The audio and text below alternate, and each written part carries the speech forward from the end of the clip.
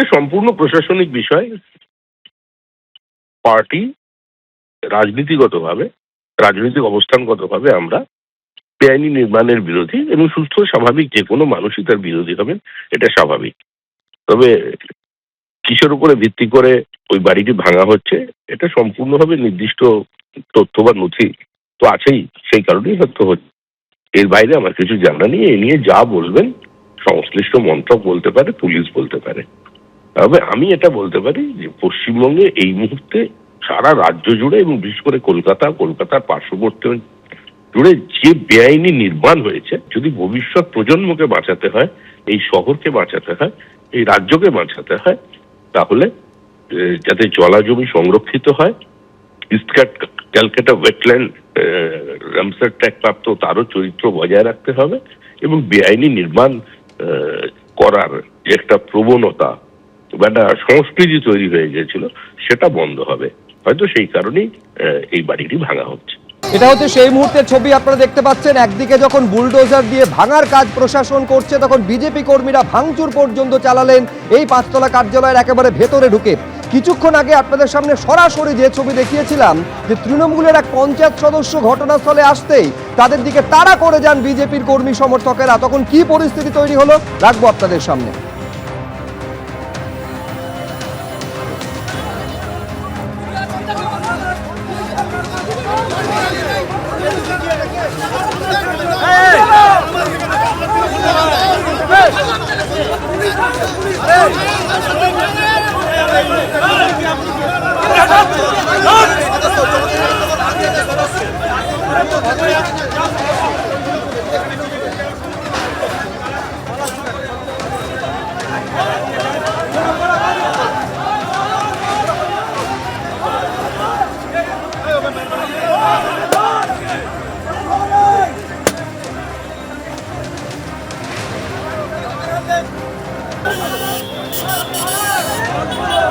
অভিষেক বন্দ্যোপাধ্যায়ের সাংসদ কার্যালয় যে ভাঙার কাজ করা হচ্ছে প্রশাসনের তরফে, সাতগাছের বিজেপি বিধায়ক কি বলছেন তা নিয়ে দেখুন।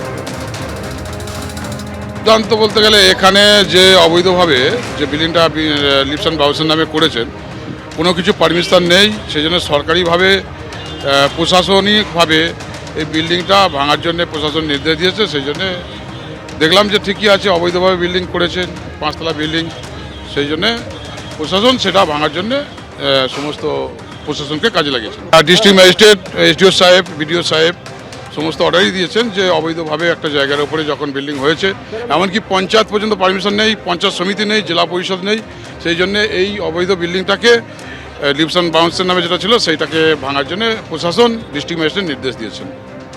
আমি আবারও সরাসরি চলে যাব। পার্থপ্রতিম ঘোষ আমাদের প্রতিনিধি রয়েছেন, প্রচুর বিজেপি কর্মী সমর্থক সেখানে উপস্থিত রয়েছেন। পার্থ, আমি দেখছিলাম তুমি কথাও বলছিলে তাদের সঙ্গে, এবং তাদের যেটা অভিযোগ, এই যে পাঁচতলার সাংসদ কার্যালয় কার্যত তাদের কাছে বিরোধী দমনের একটা আঁতুড়ঘর হয়ে দাঁড়িয়েছিল।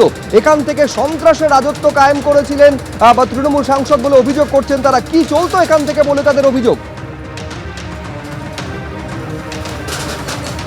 তো তাদের যেটা অভিযোগ করছেন তারা, যে মূলত এই যে এলাকা রয়েছে, এলাকায় এই যে কার্যালয় রয়েছে, এই কার্যালয় যেটা ছবি দেখাতে বলো সন্দীপ কুমার সহকর্মীকে, সেটা হচ্ছে এখান থেকে হচ্ছে তাদের উপরে নানা সময় অত্যাচার হতো। তাদের যেটা অভিযোগ যে এখান থেকে গোটা বিষয়ে ব্লুপ্রিন্ট তৈরি করা হতো, যে কোথায় কীরকমভাবে অত্যাচার করা হবে সেই সংক্রান্ত বিষয় তাদের উপরে কিন্তু নানা সময় অত্যাচার করা হতো বলে তাদের অভিযোগ। এবং যে বিষয় যে যেমনটা যে স্থানীয়রা বলছেন যে এখান থেকে নানা সময় তাদের উপরে যে অত্যাচার, যে ধরনের অত্যাচার হতো, এখানে বিজেপি কর্মীরা তারা উপস্থিত রয়েছেন। আমি আরও কয়েকজন বিজেপি কর্মীর সঙ্গে কথা বলে নেব। সেটা হচ্ছে যে এই অফিসে আপনাদের যেটা অভিযোগ নানা সময় অত্যাচার হতো, মানে সাধারণ মানুষের উপর অত্যাচার হতো। এই অফিস মানে হচ্ছে রক্তচোষা, এই অফিস মানে খুন, এই অফিস মানে সন্ত্রাস, এই অফিস মানে পঞ্চায়েতের ভোটের অধিকার কেড়ে নেওয়া, এই পঞ্চায়েতে মানে ভোটে দাঁড়াতে না দেওয়া। মানুষ অতিষ্ঠ ছিল এবং একটা বেকারিকে রাতারাতি পুড়িয়ে দিয়ে এটা তৈরি হয়েছিল মানুষকে শোষণ করার জন্য। এই অভিষেক বন্দ্যোপাধ্যায় আসার, যারা স্থানীয় তাদের সঙ্গে কথা বলো, কি হতো না, এটা পুরো ভেঙে গুঁড়িয়ে দেওয়া হোক। এখান থেকেই যত পাপ কাজ এখান থেকেই কন্ট্রোল করা। ও নানা রকম সন্ত্রাস বিরোধী কাজ ফাজও হতো। আপনারা জানেন? আর কিছু নাই না, সেরকম কিছু জানি না মনে হয়। যেটা এখানে থেকে দেখা যেত যত প্রজেক্ট রিলেটেড যত আছে, তারপরে এই যে বেআইনিভাবে মাটি বিক্রি এদিক ওদিক করছে, এখান থেকেই সব কন্ট্রোল হতো। এখানে যারা উপস্থিত রয়েছেন তারা নানা বিষয়ে অভিযোগ করছেন, তাদের সঙ্গে আরও কথা বলে নেব। সকাল থেকে এখানে রয়েছেন, সকাল থেকে এখানে আছি। আমি প্রায় 2011 সাল থেকে পার্টি করছি, বিজেপি পার্টি করছি। 2021 সালে আমার উপরে প্রচুর অত্যাচার হয়েছিল, যেহেতু এখানে অগ্নিশ্বর দা এমএলএ দাঁড়িয়েছিলেন, ওদিকে সাতগাছিয়া চন্দন পাল দাঁড়িয়েছিলেন, তরুণ ডাক্তার দাঁড়িয়েছিলেন। এখানে এসেছি 2021 সালে, আমার উপর এত অত্যাচার হয়েছে। আমার গোডাউনে 20 লক্ষ টাকার মাল লুট করেছে, দোকান ভাঙচুর করেছে, দোকানে বোম মেরেছে, এমনকি থানায় যেতে দেয়নি, বলেছে থানায় কেস করলে আমায় মার্ডার করেছিল। তৃণমূলের লোকেরা তারা ছিল আমাদের আমতলায় বাপি বলে সদস্য, তার জন্য এখানে এসেছি। এবং এই যে 21 সাল থেকে 26 সাল অবধি আরও 25 লক্ষ টাকা ওদের দিতে হয়েছে, দিয়ে তবে আমাকে বেঁচে থাকতে হয়েছে, ব্যবসা করার জন্য, বেঁচে থাকার জন্য। সেই জন্য আমি এখানে এসেছি। একটাই কথা বলতে চাই, পাপ মুক্ত হচ্ছে, বেশি কিছু বলবেন, পাপ মুক্ত হচ্ছে, পশ্চিমবঙ্গ থেকে পাপ মুক্ত হচ্ছে আস্তে আস্তে। এই অফিস নিয়ে বিজেপি কর্মী থেকে শুরু করে যারা বলছেন যে স্থানীয়দের ওপর নানা সময় কিন্তু অত্যাচার হতো, এবং তার পরিপ্রেক্ষিতেই তারা আজকের এখানে এসছেন।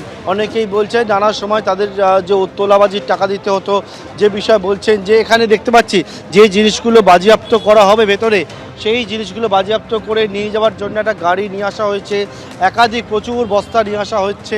এবং এখান থেকে যে জিনিস সেখানে রয়েছে, ভেতরে প্রচুর পরিমাণে ল্যাপটপ রয়েছে, ভেতরে অন্যান্য জিনিসপত্র রয়েছে, সেই সবটা হচ্ছে এখান থেকে বাজেয়াপ্ত করা হবে, সিল্ড করা হবে।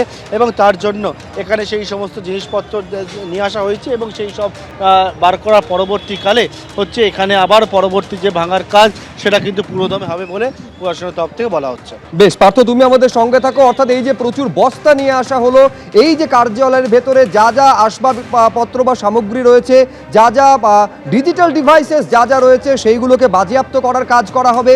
সেই কাজ শেষ হওয়ার পর আবার এই ভাঙার যে কাজ বুলডোজার দিয়ে, সেটা আবার চালু করা হবে। সরাসরি আমতলা থেকে এই ছবি আমাদের প্রতিনিধি পার্থপ্রতিম ঘোষ তুলে ধরছেন। দেখতে পাচ্ছেন কেন্দ্রীয় বাহিনী দিয়ে গোটা জায়গা ঘিরে রাখা হয়েছে, আর এই নিরাপত্তার মধ্যেই যে 5 তলার সাংসদ কার্যালয়, সেই কার্যালয় বেআইনিভাবে তৈরি হয়েছিল বলে অভিযোগ, তা ভাঙার কাজ শুরু করেছে প্রশাসন। শ্রমিক ভট্টাচার্য, বিজেপি রাজ্য সভাপতি, তিনি এই নিয়ে কি বলছেন দেখবো একবার। এটা সম্পূর্ণ প্রশাসনিক বিষয়। পার্টি রাজনৈতিক অবস্থানগতভাবে আমরা বেআইনি নির্মাণের বিরোধী, এবং সুস্থ স্বাভাবিক যে কোনো মানুষই তার বিরোধী হবেন, এটা স্বাভাবিক। তবে কিসের উপরে ভিত্তি করে ওই বাড়িটি ভাঙা হচ্ছে, এটা সম্পূর্ণভাবে নির্দিষ্ট তথ্য বা নথি তো আছেই, সেই কারণেই হয়তো হচ্ছে। এর বাইরে আমার কিছু জানা নেই। এ নিয়ে যা বলবেন সংশ্লিষ্ট মন্ত্রক বলতে পারে, পুলিশ বলতে পারে। তবে আমি এটা বলতে পারি যে পশ্চিমবঙ্গে এই মুহূর্তে সারা রাজ্য জুড়ে, এবং বিশেষ করে কলকাতার পার্শ্ববর্তী জুড়ে যে বেআইনি নির্মাণ হয়েছে, যদি ভবিষ্যৎ প্রজন্মকে বাঁচাতে হয়, এই শহরকে বাঁচাতে হয়, এই রাজ্যকে বাঁচাতে হয়, তাহলে যাতে জলা জমি সংরক্ষিত হয়, ক্যালকাটা ওয়েটল্যান্ড রামসার ট্যাগ প্রাপ্ত তারও চরিত্র বজায় রাখতে হবে, এবং বেআইনি নির্মাণ করার যে একটা প্রবণতা বা একটা সংস্কৃতি তৈরি হয়ে গিয়েছিল, সেটা বন্ধ হবে। হয়তো সেই কারণেই এই বাড়িটি ভাঙা হচ্ছে। এবিপি আনন্দ, এগিয়ে থাকে, এগিয়ে রাখে।